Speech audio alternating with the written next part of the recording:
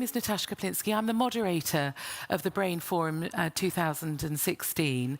We're going to use this next half an hour or so to let the journalists among you learn a little bit about the Brain Forum and what we're hoping to experience over the next 2 days here in Lausanne. I'm going to ask some people to come and join me on the stage. The first is Dr. Jamil El-Imad, who is the CEO of the Brain Forum and the Chief Scientific Officer of Science. Good morning to you, one of the big partners of this conference of call. Thank you very much indeed, Dr. Jamil.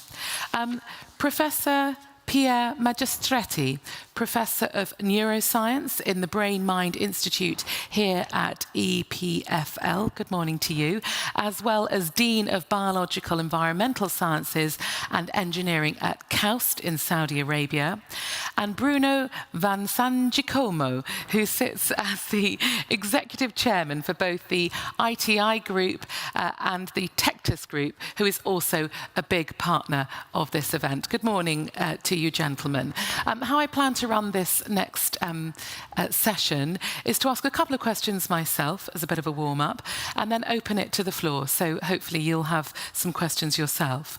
So Jamil, if I could start by asking you the first question.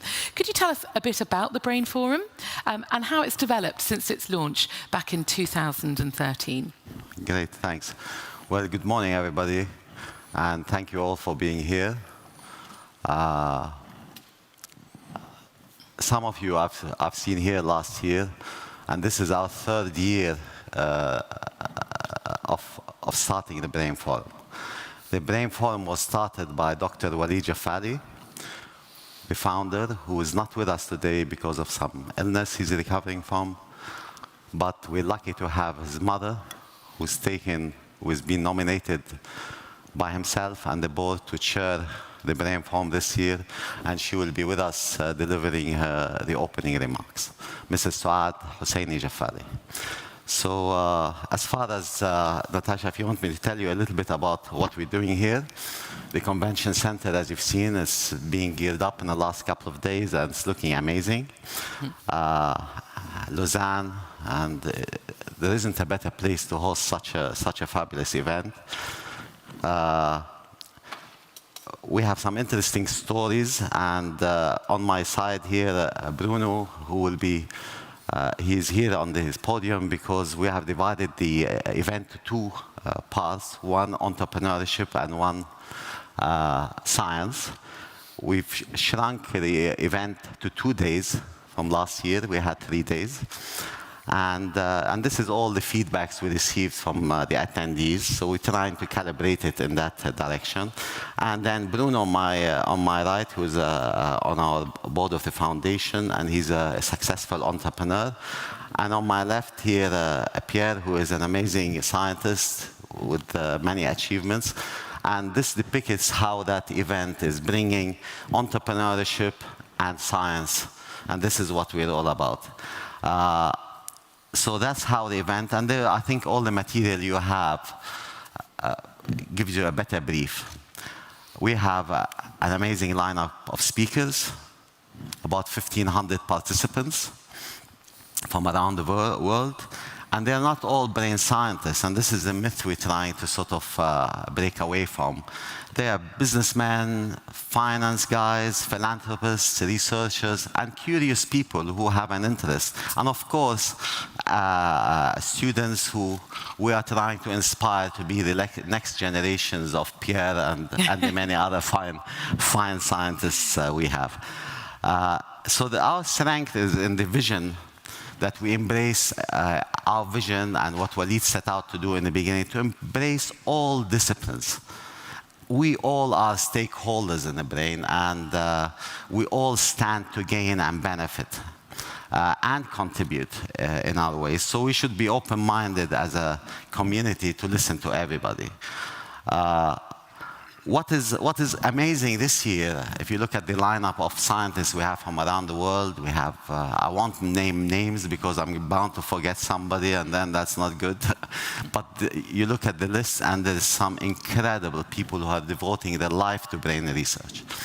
But what is so amazing too is some of the attendees, in fact, many of the attendees that we have this year.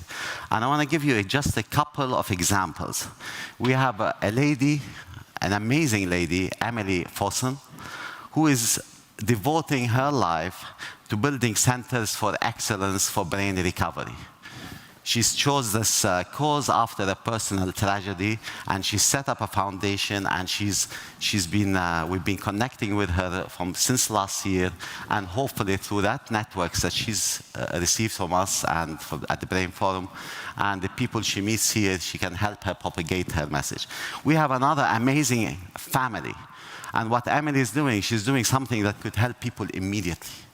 And then we look at another family who is a real family, a mom, a dad, and a little kid who moved from China. That's Bragi, I have to pronounce the names right, Idioni, and the little kid, Prometheus. The two are scientists, and they set up a company called Demerge, who are developing deep learning mobile chips for robotics. So they moved to Switzerland from China, they brought the kid with them, they raised capital, they set up in Zug, and they're amazing people. And here you have some people who are trying to help now, like Emily, and then we have people like Bragi and Idoni who are trying to help in building the future of us understanding brain research. So, and there's many more. So I invite the press to just talk to the people who you see guests, and you will be surprised who you'll be talking to as well. So thank you, Natasha, and I'll pass the floor to my colleagues here. Absolutely, thank you very much. So amazing lineup, lots to look forward to, and some fascinating attendees. Bruno, can I come to you next? Tectus are a major supporter of this event. Can you tell us why brain research is so important to you? We are simply curious, and I think as entrepreneurs one has to be curious what is happening in brain research because our world is moving so fast and in technical development, and the brain is at the end of the day the key of many future behaviors, products, applications, being it for medicine, for entertainment, and for industrial products.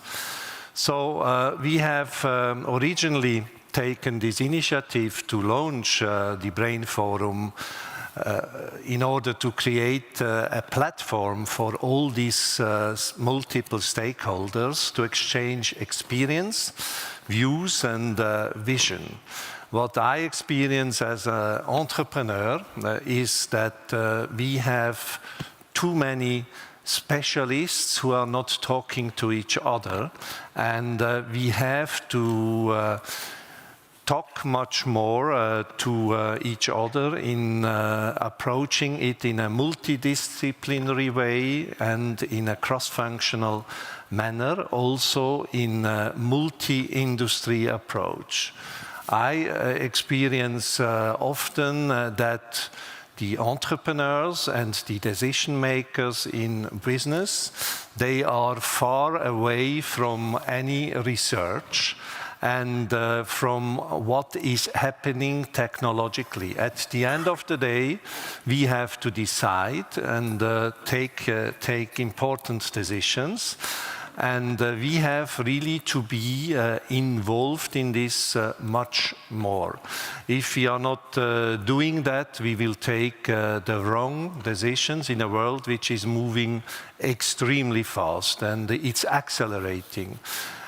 What also is important that we give here a platform not only to all the scientists, but also to everybody who is showcasing here, like the startups, new ideas, some crazy ideas. And but what is judged today as very science fiction is tomorrow reality. We have seen it in the past, and we will see it in the future. One other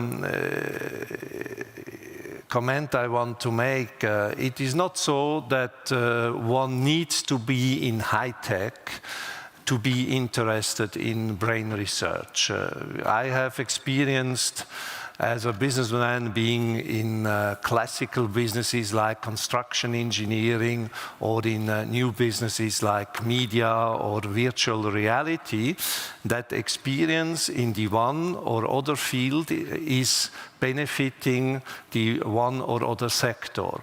So it is worthwhile really to be open and to approach this in a cross-functional, multidisciplinary approach. I'm sure that this platform will be a catalyst for many new initiatives and ideas. Well, Bruno, it's wonderful to have your support, and thank you very much indeed for sharing your views this morning. Pierre, why is a platform like the Brain Forum so important to research, would you say? Yes, indeed, the forum, the Brain Forum is an amazing platform for a neuroscientist, and neuroscientists, the whole community actually. Usually, 95% of the time, if not 100% of the time, we get together in either specialized meetings on the subtopic we work on, or maybe large national or international meetings with other neuroscientists, but we're somehow kind of in an enclosed environment. And here, it's something that I find extremely interesting for neuroscientists, for researchers, is to be here sharing, connecting with other stakeholders that have interest in brain research in general. Entrepreneurs, I think this is one of the really exciting aspects of this forum, because more and more there is a culture that is changing in universities, in academic circles. I remember 20 years ago, you know, if you had an idea of maybe doing what now is called technology transfer, trying to set up a company based on your research, at least in Europe, was really not something that was even looked at with a very good and positive eye by the academic circles. Now it's changing. It's really changing. And by the way, I have the privilege of belonging to two academic institutions like EPFL and KAUST, which really are very much into this technology transfer, the role that science can play in innovation. And of course, the brain is a fantastic field for this. So this interaction, this platform that will allow sharing and connecting with entrepreneurs is extremely interesting. But it's not only that. We have learned societies, international societies, patient organizations, journalists. I mean, it's an unusual gathering for neuroscientists, which I think is extremely enriching. The theme, as Jamil mentioned a moment ago, there is an aspect of the forum this year on entrepreneurship, like previous years. And as I said initially, I think this is extremely important to energize both science and economy. So I think there is a very strong dialogue that should be entertained.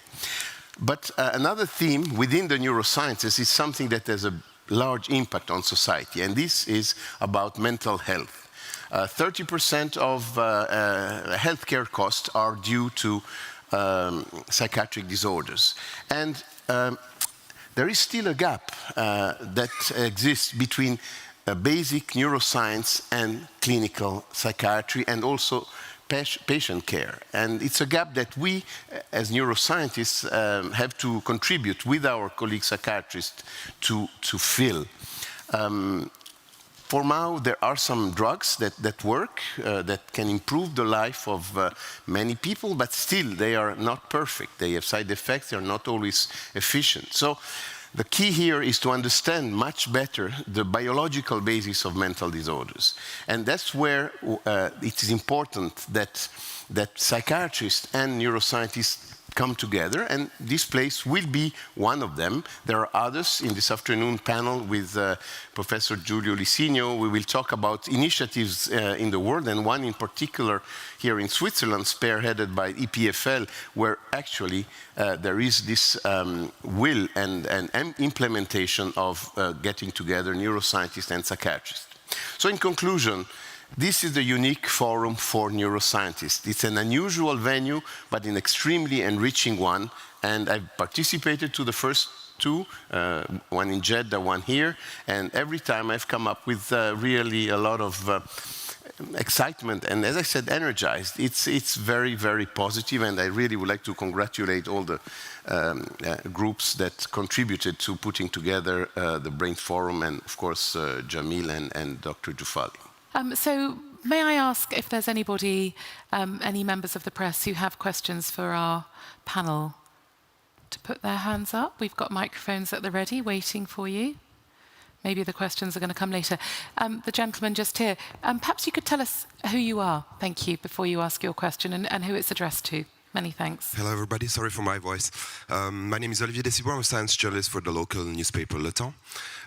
You're trying to give a worldwide dimension to this forum, right? You mentioned last year that you were trying to go to the United States for the next edition, which is this one. We're in Lausanne, which is great for me because I live next door, but what made you come again here or not go to the US? That's a very good question, and I'm surprised you remembered that, but when Walid mentioned it. Listen, that was on the cards, but given the warm reception we received from EPFL, from Patrick at the time, and from these facilities and resources that they have made available, and the incredible teams of people that work with them, we chose that good option to stay here again. And I think we will be opening up chapters in Asia. We have plans in North America and in elsewhere. But I think we're more or less settled that we're going to make the base camp for this initiative from here, from Switzerland. Very nice question. Thank you very much. Sorry to cut across you. This lady in the second row, microphone. Can you pass the microphone, please? Oh, coming here. Thank you.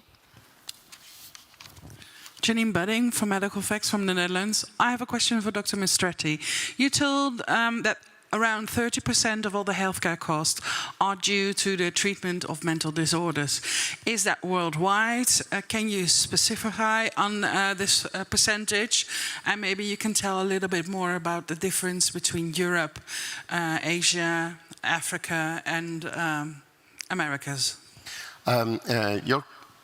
The case is, this figure is essentially for Europe and North America. In fact, the European Brain Council, which is an organization and kind of an umbrella organization for neuroscience and clinical neurosciences, including therefore neurology and psychiatry, has come up with an estimate. It's been published in one of the scientific journals, an estimate of the cost in Europe. It was a really thorough analysis, and that's what came up. So the figure of 30% is mainly Europe, and essentially the same in the US. Rest of the world is not, as far as I know, not as well known, but most likely we are there in terms of, and the cost is not only days in hospital of the patients, but psychiatric disorders are chronic disorders. There is an economic cost of lost work days, and also the impact on the families. I mean, it's really a very pervasive. It's a global estimate. Yes. Thank you very much. Very interesting question. Another question from the same lady. Thank you.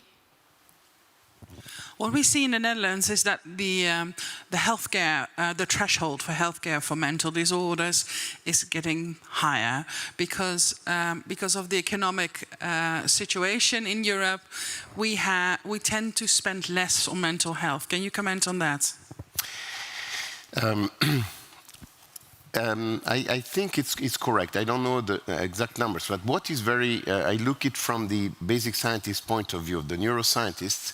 If you take investments, or maybe the term is support, based on research for different diseases. And one has to be careful, because one says then it becomes a competition. Cancer is more important than psychiatric disease, and so that's not the idea. I mean, the idea, of course, is the wellness of the population. But in terms of support for research, for the different topics, actually there is very support for brain research is actually quite low compared to the seriousness of the impact of the disorders. Now, you may say it's because research is not developed enough in this field. I mean, a lot is done in basic neuroscience, but for neuroscience that is connected with psychiatric disorders, there is still a lot to do. So maybe this is also one of the reasons. In cancer, in cardiology, in metabolism, the knowledge, the basic knowledge is much, much more advanced. And of course,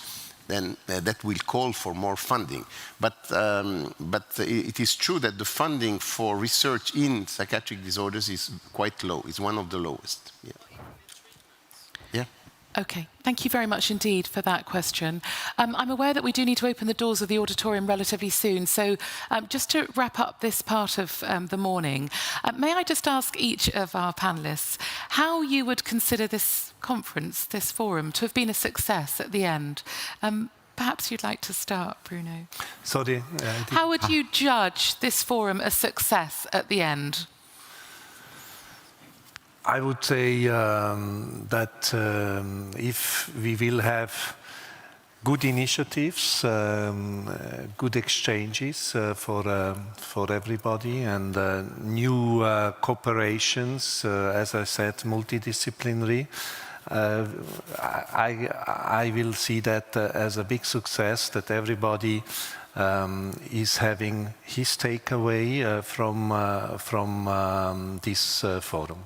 Thank you very much. Jamil? Yeah, I'm glad Bruno, you asked Bruno first. So, to be honest, it's hard to say because measuring this is gonna, hopefully evolve over time. But to be honest, if we can lift this science by 1 grain further, by having everybody connecting here, I think this to me is a success. Thank you for that answer. Pierre? Well, then I now have to go even further and be more specific because, of course, we all agree if there are more interactions, it's nice. But let's take a bet. Let's say if on the one side, for example, we have representatives from the various brain initiatives in the world, US, China, Europe, and so on. So, and they are essentially complementary. But if because of this, thanks to this meeting, to this forum, and maybe connecting with other organizations such as for example, the International Brain Research Organization, there would be some coordination between these brain initiatives worldwide that could emerge. Well, even a little step forward would be very, very useful. And then on the other more practical side, I don't know if one could say that thanks to this forum, let's say 5 startups are generated, well, that would be fantastic. I'm taking a risk here. Okay, you've set us a challenge. Bruno, Jamil, Pierre, thank you very much indeed. Ben, thank you for the information.